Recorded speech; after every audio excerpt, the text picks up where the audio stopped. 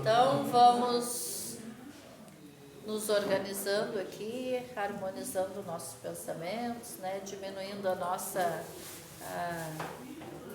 euforia, ansiedade, nos acalmando, porque neste momento a gente tem a palestra da manhã de hoje, que vai ser uma próxima aula para os nossos corações, para o nosso entendimento, e desta forma, já com os nossos corações abrandados, nós oremos, pedimos a Deus e a Jesus pela proteção desta equipe que nos acompanha desde cedo, que também proteja o nosso palestrante, que vai falar com certeza o necessário a cada um de nós, que possamos prestar atenção nas suas palavras e que durante estas palavras a gente se conecte com o nosso divino, com o Mestre Jesus,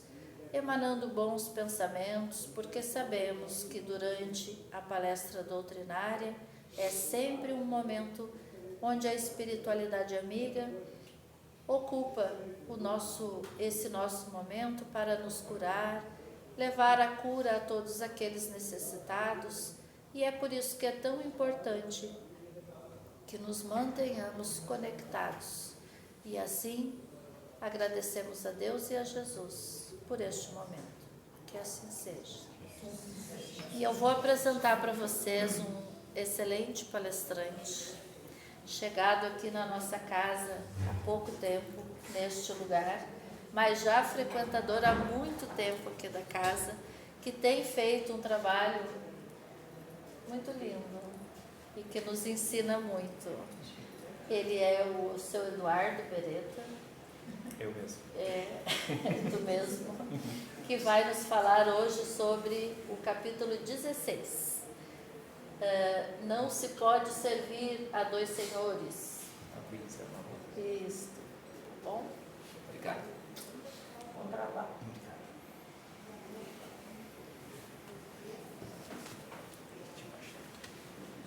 Bom dia a todos, irmãos. Bom dia. Encarnados e desencarnados. Eu devia ter marcado antes, né? Deixa eu preparar.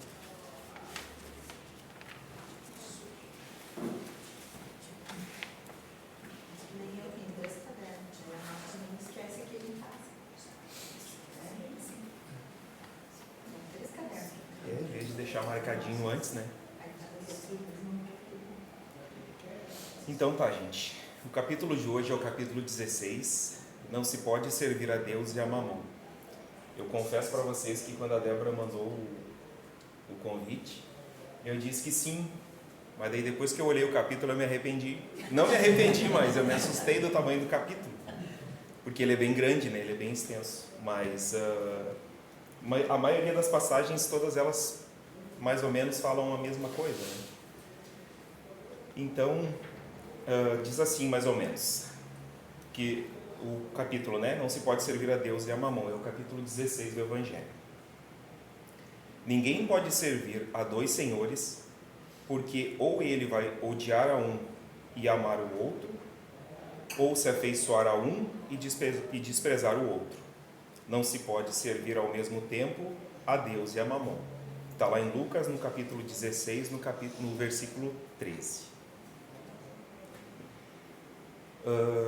O homem no mundo ainda se comporta como um jovem que se aproximou de Jesus e perguntou: o que poderia fazer para alcançar a vida eterna, pensando que bastaria seguir os mandamentos os mandamentos da lei para atingir tal êxito?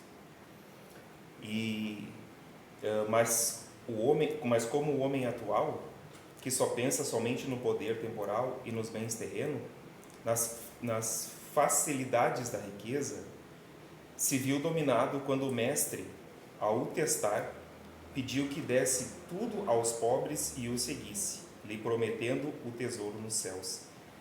E quando ele pergunta para Jesus o que ele poderia fazer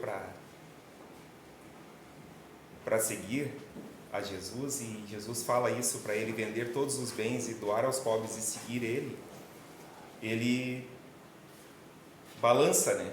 Porque acho não, o seu apego aos bens deixaram ele se segurou um pouquinho e não seguiu a Jesus, não vendeu os seus bens, né?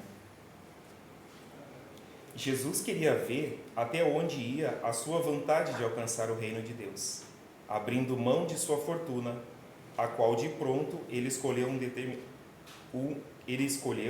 em detrimento à vida eterna, à companhia do Cristo. Mas ainda hoje, a grande maioria prefere amontoar dinheiro em seus cofres do que amontoar tesouros nos céus, onde a ferrugem não corrói e nem os ladrões roubam. Como nos ensina no Evangelho, né? E seguimos nos comportando como o homem que diz a Jesus que ordene que seu irmão divida com ele a herança que receberam. E o Mestre, mais uma vez, nos ensina que para sermos felizes, não devemos depender de riquezas, pois podemos nos tornar avarentos.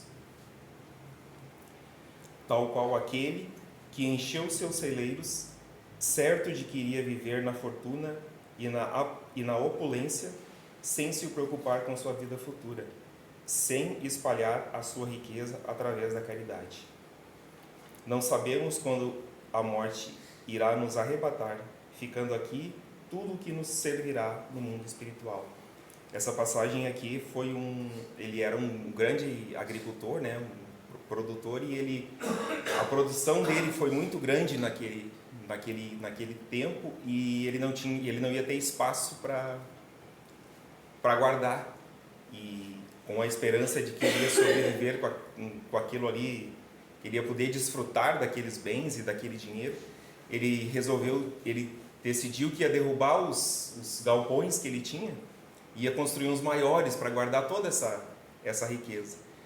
Mas daí na passagem de Jesus mesmo, ele respondeu, né, que ele tinha pensado nisso, em fazer os galpões maiores, mas naquela noite mesmo ele iria ser arrebatado.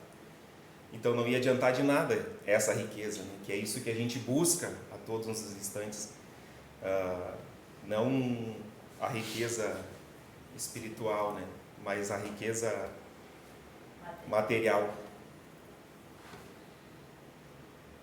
Chegaremos com as mãos vazias e pobres de virtudes diante de Deus. Para quem ficará tudo o que acumulamos? Geralmente para brigar, né? Em família, para dar briga, para dar desavenças, porque as pessoas não compreendem ainda, né, essa parte do nosso bem material, do nosso bem espiritual. As pessoas são mais preocupadas com o bem material. Então muito acontece disso, né? Das famílias se destruírem por causa disso, por causa da ganância ou de heranças, de coisas assim, né? Seguindo a nossa caminhada, vamos encontrar Zaqueu, que era um homem muito rico e chefe dos publicanos. Jesus pernoitou na casa dele, mas alguns dos seus discípulos eram contrários a esta atitude de Jesus, pois achavam que somente a pobreza tinha valor para Deus, e o Mestre estava na casa de um homem rico. A lição de Jesus ecoa até hoje para o nosso aprendizado, quando ele ensina aos discípulos que quando a riqueza é bem utilizada e faz jorrar em todas as direções grandes benefícios, gerando trabalho digno, renda, educação e saúde. É um tesouro inestimável na terra, nas mãos daqueles que Deus concedeu a prova da riqueza. E Zaqueu, apesar de publicano, era um destes homens, rico e justo. Por isso Jesus disse: esta casa recebeu hoje a salvação. Quando chegamos à parábola do mau rico, aquele que se vestia de púrpura e se banqueteava dando apenas as migalhas para Lázaro, o mendigo? Jesus conta que quando os dois morreram, o rico foi para o inferno e Lázaro para o céu. E Abraão disse que um estava na consolação e outro nos tormentos, porque um teve tudo e o outro não teve nada. A partir daqui, através da parábola dos talentos, vamos ver o porquê das desigualdades da riqueza. É que Deus não condena aquele que a possui. Se assim fosse, ele não teria dado condições ao homem. Mas, infelizmente, pela sede do poder, hoje a gente vê o ser humano fazer coisas que a gente nem imaginaria.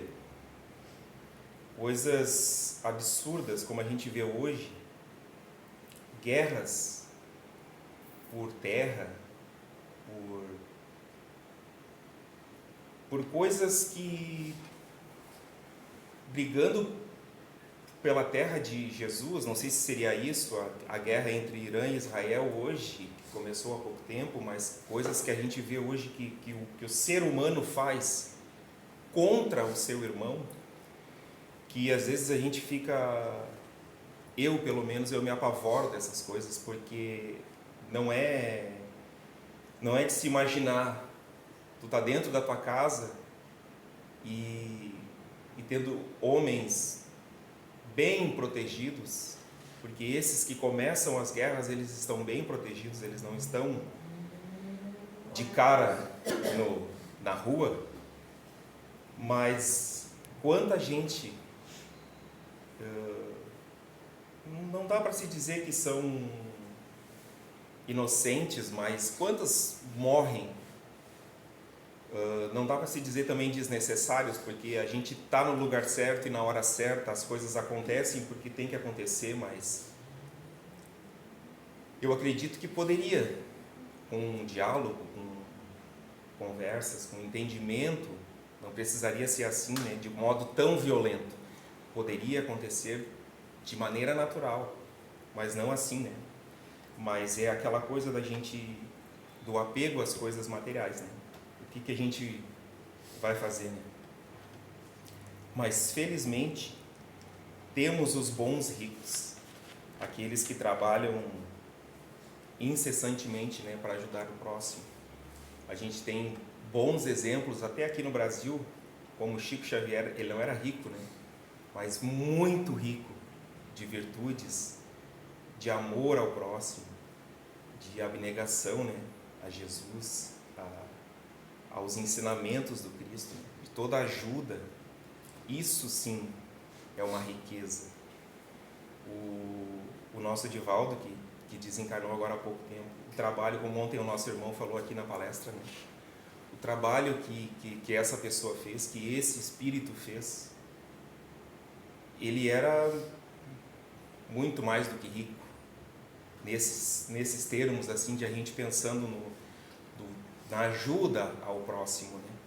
Como ele falou de quantas pessoas ontem, ele falou na palestra, né? Quantas pessoas ele ajudou e quantos desses espíritos que já desencarnaram, que ele ajudou lá na Mansão Carmim, e quantos desses vieram auxiliar ele, né, no seu desencarne, e a gente fica pensando assim, o quanto que ele era rico, mas nessa questão, né, nessa questão moral de ajuda ao próximo, né, que é o mais... A verdadeira riqueza. A verdadeira riqueza é... Por isso que eu coloquei ali a frase e digo assim, não só nessa parte, mas eles pelo trabalho, pela ajuda aos mais necessitados, mas todos, né? A gente sabe que a gente depende de pessoas ricas que nos dão o nosso trabalho hoje. São pessoas, são empresários que, graças a Deus, têm isso com a gente, né? A gente necessita também dessa parte material para... Que bom que tem pessoas assim que ajudam, né, os próximos. Cada um de nós deverá passar pelas provas da riqueza e da pobreza. a fim de que sejamos experimentados em nossas resoluções e compromissos com o plano espiritual. Mas enquanto estamos a caminho, somente sirvamos a Deus e não a Mamon. Gente, o que eu teria para dizer é isso. Eu agradeço a todos, espero que eu tenha conseguido passar um pouquinho desse capítulo. Como eu disse, é um capítulo bem extenso, mas ele fala basicamente sobre isso, né? Que a gente possa se preocupar mais com a riqueza espiritual do que a riqueza material. É importante, é necessário, mas não pode ser a principal. Muito obrigado a todos.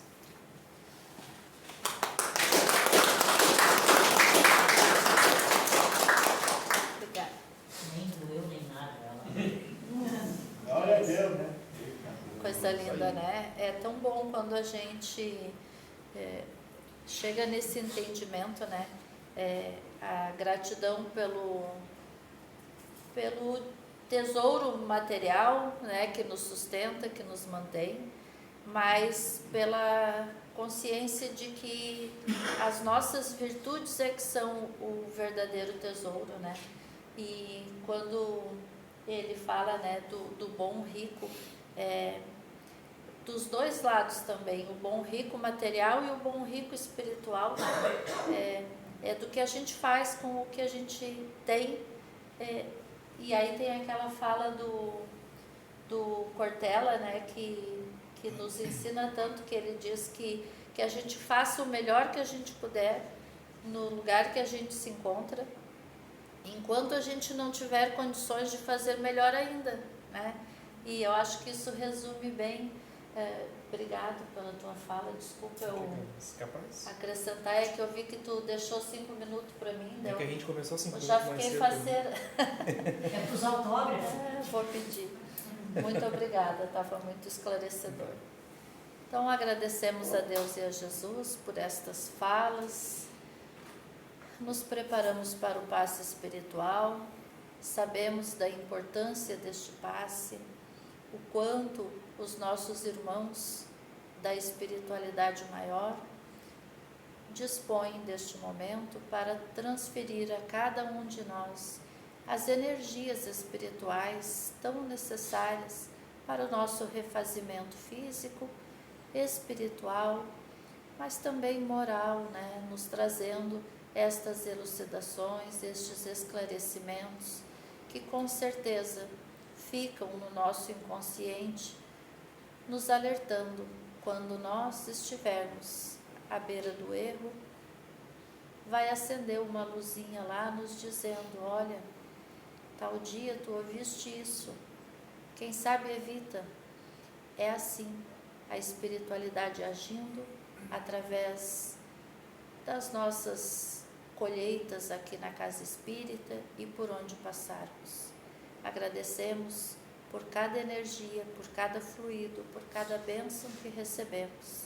Sabemos da importância do nosso pensamento neste momento, porque ele é o veículo que nos liga imediatamente ao Mestre Jesus, e que através do nosso pensamento possamos também pedir pelos nossos amores que não puderam estar aqui e agradecer por todo este trabalho divino que a espiritualidade nos dispensa neste momento. Gratos, assim, com os nossos corações já restaurados, agradecemos a Deus por este momento e encerramos neste momento também o passe espiritual. Que assim seja. Obrigada. Até a próxima.